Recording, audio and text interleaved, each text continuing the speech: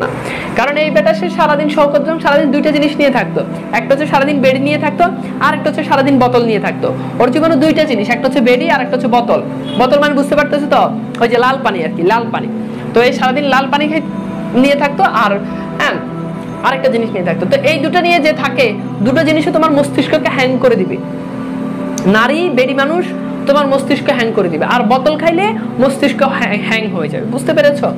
তো বোতল তো আসলে সবাই এখন তো বোতল খাওয়া লাগে, বোতলের পরিবর্তে আরো কত কিছু চলে এসেছে। হ্যাঁ, তো এগুলো খাওয়া যাবে না বাবা, এগুলো খাবা না। ভালো জিনিস খাও, টাকা দিয়ে দুধ কিনে খাও, কাজে লাগবে। টাকা দিয়ে বোতল কিনে খাবার কোনো দরকার নেই। ওকে, ব্যাপারটাকে বুঝাইতে পারছি? এগুলো খাবা না, চেহারা চুরুত নষ্ট হয়ে যাবে, জাহান্নামী।